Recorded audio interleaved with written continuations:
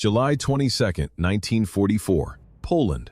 A Soviet scout stops at the wire. He doesn't hear the war. He hears a heavy, suffocating silence. The gates of Majdanek cave in under the weight of a T-34. The soldiers move inside. These are men who saw Stalingrad, men who slept in blood for 3 years. Then, the wind shifts. The smell hits first. Sweet, heavy, oily. It is the scent of rendered human fat and charred bone. It doesn't just float in the air, it clings. It sinks into the fibers of their wool tunics. One veteran drops his rifle. He leans against a wooden barrack and vomits until his stomach is empty. Others follow. They aren't looking at corpses. They are looking at what is left behind. Mountains of shoes, tiny leather boots, thousands of them. Next to them, bales of human hair, shorn and packed for export. The man who managed this factory of ash was Erich Muhsfeldt. He was an expert in fire. He knew exactly how many bodies could fit into a single furnace. He knew how to burn children alive to save on fuel. 4 years from this moment, the man who built this hell will find himself on a cold metal table. The butcher will become the specimen. The scouts move deeper into the compound. They pass the crematorium chimneys. The bricks are still hot to the touch. The soldiers draw their pistols and enter the dark. Majdanek did not burn. Unlike Treblinka, the SS failed to erase the evidence before the Red Army arrived. In July 1944, Soviet soldiers smashed the gates and found a museum of industrial slaughter. It stood intact.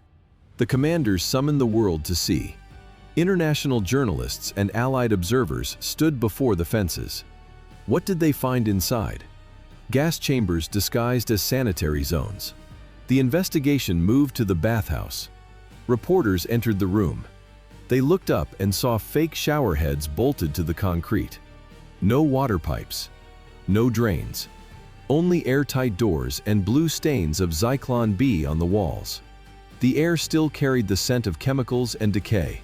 The heat was the worst part. Journalists walked toward the crematoria. 5 massive furnaces. Even days after the guards fled, the bricks still radiated warmth. The metal doors opened to show the final evidence. Ash. Fragments of bone. Skulls that had not yet turned to dust. Majdanek was the first camp captured before the Nazis could hide the truth. The meticulousness was chilling. It was not chaotic violence, it was a ledger. Investigators found stacks of paper. Every death had a serial number. Every murder had a timestamp. The SS left behind thousands of records detailing every execution. To understand the weight of the records he left behind, one must look at the corpse of their author in 1948. The man who oversaw the industrial reduction of humans to ash became raw material himself. The Polish authorities made a final clinical decision. They delivered Erich Muhsfeldt's body to the Jagiellonian University in Krakow. This institution is one of the oldest in Europe, a pillar of classical education. Now, its medical students had a new teaching aid. The executioner's skin was sliced. His muscles were peeled back. His bones were numbered. The master of the crematoria was now a nameless heap of flesh on a dissection table. Total erasure followed. War is indifferent to those who serve its darkest corners. An Allied bombing raid killed Muhsfeldt's wife. His son disappeared into the meat grinder of the Eastern Front. No letters remained. No legacy endured. No one in the world propped up a photograph of him or visited a grave. The man who erased thousands was himself deleted from the living world. Not a single person shed a tear for Erich Muhsfeldt. But before he reached the medical student's table, he spent 15 minutes dying in a rope. The trial in Krakow lasted 1 month. In December 1947, the Supreme National Tribunal delivered the verdict. Guilty of crimes against humanity. Sentence, death by hanging. January 24, 1948. Montelupich Prison. Erich Muhsfeldt was 34 years old. Guards led him into a room with cold stone walls. There was no professional gallows here, no long drop, no trap door. The method was primitive. Executioners used heavy metal hooks bolted directly into the masonry. These were the same hooks Muhsfeldt had used to hang his own prisoners. The guards forced him onto a simple wooden stool. They looped a thick hemp noose around his neck. They hooked the other end of the rope to the wall. Then, they kicked the stool away. The rope went taut instantly. This was the short drop. It was a method designed by the SS for partisans to ensure maximum suffering. There was no sudden snap of the vertebrae, no instant blackout. Muhsfeldt's neck held firm. He began to choke. His face turned purple as the blood flow stopped. His legs kicked at the empty air, searching for the stool that was no longer there. The silence of the room broke. A wet, rattling gasp filled the chamber. It was the sound of a man trying to breathe through a closed throat. He convulsed for several agonizing minutes. 6 to 8 hours. That is how long the roll calls lasted in the freezing wind of Flossenburg. Prisoners stood motionless. Those who collapsed were finished off on the spot.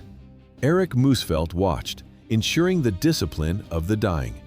By April 1945, the Third Reich was a shrinking carcass. Muhsfeldt was no longer a bureaucrat of the gas chambers. He was a soldier on the Eastern Front. Shrapnel sent him back to camp duty. In Flossenburg, the brutality surpassed even his previous stations. Suicide became the only escape for many. The guards didn't mind. They preferred to do the killing themselves. The American army was closing in. The Nazis began the evacuation, the death marches. Thousands of starving shadows stumbled through the mud. Muhsfeldt walked among them with a loaded pistol. Witnesses heard the rhythmic cracks of gunfire. He personally shot dozens of prisoners simply because they were too weak to keep pace. For his service to the state, the regime gave him a final token of appreciation. He received the War Merit Cross Second Class. It was a decoration for bravery under fire, awarded to a man who spent his final days shooting exhausted civilians in the back of the head. In May 1945, the killing stopped. Germany surrendered. Muhsfeldt disappeared into the mass of prisoners of war, but the Allies found him.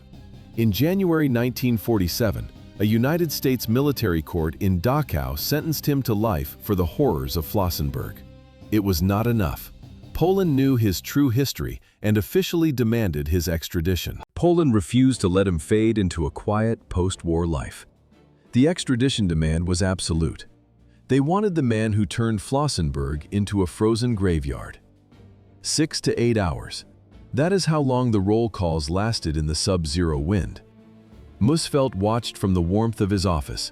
He did not value life. He valued the War Merit Cross, Second Class, pinned to his uniform. He earned it for service while retreating in May 1945. As the Third Reich collapsed, Muhsfeldt remained diligent. He personally shot every prisoner who stumbled during the death marches. How many did he kill on the road to Flossenburg? No one kept count. The system rewarded his brutality until the very end. The medal arrived as the Soviet shells fell. He was a decorated hero of a dying empire. But in 1947, the American military police ended the charade. They arrested him in a displaced persons camp. The Americans handed the butcher over to the Polish authorities. In May 1944, the Polish authorities transferred the butcher back to the heart of the machine. His new station, Auschwitz-Birkenau. Birkenau operated as the primary factory for Jewish extermination. Muhsfeldt took charge of the crematoriums. He arrived just as the system prepared to swallow hundreds of thousands of Hungarian Jews. Did he simply follow orders? Survivors remembered a different man. Muhsfeldt carried a leather riding crop. He used it constantly. He whipped prisoners across their bare backs until the skin split. When his work crews beat women to death with metal rods, he watched. Witnesses described his face during the executions. Muhsfeldt smiled. He stood by the furnaces as victims were pushed into the fire. Some were still breathing. Then came the children from the Warsaw Ghetto. Boys aged 10 to 14 stood on the roll call square. They had just been torn from their parents. Panic broke out. The children scattered, running blindly across the camp. Guards hunted them down, one by one. Muhsfeldt stood waiting. He did not send them back to the barracks. He personally ordered every single child into the gas chambers. Muhsfeldt did not just manage the gas chambers. He was a primary architect of a massacre so large it needed a code name. Operation Harvest Festival. The killing began with a shovel. In late October 1943, guards issued a strange command. Jewish prisoners at Majdanek, Poniatowa, and Traniki had to dig long, deep trenches. Officials claimed these were for air defense. The prisoners knew the truth. Why would a camp need zigzag trenches miles from the front? The answer arrived on November the 3rd. At dawn, the SS surrounded the camps. 43,000 people, 2 days. This was the largest single-day massacre of the entire Holocaust. The process was mechanical. Guards forced the victims to strip. Thousands of naked men and women walked into the very earth they had moved weeks prior. Once the trenches were packed, the SS took their positions along the edges. Muhsfeldt stood among them. Then, the music started. Loudspeakers blared at maximum volume. Classical symphonies, German marches, popular radio hits. The wall of sound had one purpose: drown out the screams. The shooting lasted for 48 hours straight. Heinrich Himmler had personally ordered the liquidation following recent prisoner uprisings. He wanted to erase the threat. By the evening of November the 4th, the music stopped. 43,000 bodies lay in the trenches. The trenches fell silent, but the machinery of death at Majdanek never stopped. Between October 1941 and July 1944, the camp became a factory for annihilation. Erich Muhsfeldt found his own rhythm in this routine. He took a particular sadistic pleasure in the murder of Jewish children. Holocaust survivor Jerzy Krzypicki watched the same scene repeat. Muhsfeldt would walk toward the crematorium. He gripped 2 small children in each hand, 4 children in total. None were older than 8 years old. Did the children know where they were going? They walked beside a man who saw them only as targets. The heavy doors of the crematorium closed behind them. Moments later, revolver shots echoed through the corridors. Then, silence. Muhsfeldt would emerge from the building alone. Sometimes he was whistling. Sometimes he was laughing. He looked like a man who had just finished a light, pleasant task. The camp personnel developed a system to mask the sounds of the executions. Trucks parked directly beside the crematorium. The drivers started the engines and revved them hard. The roar of the motors drowned out the screams of the children. These were the same vehicles used to transport rotting corpses to forest-burning sites. The smell of exhaust mixed with the stench of charred bone. When Soviet forces liberated Majdanek on July 24, 1944, the scale of the horror became clear. They found fewer than 500 Jewish prisoners alive. Between 80,000 and 120,000 human beings perished there in less than 3 years. Muhsfeldt carried a heavy wooden truncheon everywhere. It was more than a weapon. It was an extension of his arm. Witnesses described his enthusiasm for killing as a polished talent, refined since the earliest days of the war. He once approached a prisoner holding a shovel. The guard grabbed the tool. He jammed the wooden handle deep into the man's throat. The wood tore through internal tissues. Medical reality. Perforation of the throat causes a slow death by internal bleeding and suffocation. It took several hours. Muhsfeldt watched the handle protruding from the man's mouth until the end. In November, the cold at Auschwitz bit into the skin. A prisoner made the mistake of smiling at a carter. Muhsfeldt saw it. He stepped forward. One punch shattered the man's jaw. The prisoner fell. Muhsfeldt finished him by stomping his heavy boots into the skull. Did he only kill for discipline? No, he killed for pleasure. He hunted for reasons to inflict pain. He would walk up to random prisoners and whisper, "I'm burning you alive." He kept these promises. A Polish woman in her late 20s learned her fate, the gas chamber. She fought back. She scratched Muhsfeldt's face and screamed, "Why must I die?" His response was surgical. "You'll be burned alive for that." Guards bound her hands and feet with wire. They tied her to the metal trolley used for loading corpses. She was fully conscious. The metal wheels screeched on the tracks. They pushed the trolley into the flames. Outside, the queues grew. Prisoners stood in long lines. They waited for the metal hooks. If the natural death rate dropped, Muhsfeldt personally selected the weakest to fill the gap. He took particular pleasure in murdering Jewish children. Witnesses testified to his smile during these moments. He carried a thick wooden truncheon everywhere. It was more than a weapon, it was part of his body. November 1941. Mass executions followed the prisoner uprisings. Muhsfeldt stood among the shooters. He did not just obey orders, he celebrated the body count. Witnesses saw his eyes. They saw the energy of a man finding his true calling. Constant intoxication fueled his movements. He searched for reasons to kill. A prisoner smiled at a wagon driver. A single second of human warmth. Muhsfeldt saw it. He approached the man in silence. One punch. The jaw shattered. Teeth sprayed onto the frozen ground. The man collapsed. Muhsfeldt did not stop. He methodically kicked the ribs, then the spine, then the skull. He took his time. His sadism required more than just fists. During another incident, Muhsfeldt beat a man unconscious. He reached for a wooden shovel handle. He forced the victim's mouth open. He rammed the wood down the throat with full force. The handle tore through the internal tissues of the neck. Medical reality is simple. Perforation of the throat causes a slow suffocation combined with internal hemorrhaging. Muhsfeldt watched the wood settle. Then he walked away. The man lay in the dirt for several hours with the shovel handle protruding from his mouth. Muhsfeldt was a master of the desk and the whip. Before becoming a maestro of sadism in 1943, he spent 3 years perfecting the bureaucracy of the grave. August 1940. Auschwitz. Muhsfeldt takes charge of prisoner work commandos. He is a Blockführer. He does not just kill, he manages. He learns to calculate the exact point where a human being breaks. How much labor can you extract before disposal? How fast can you move a body from the train platform to the pit? The camp hierarchy rewards the cruel. Muhsfeldt excels.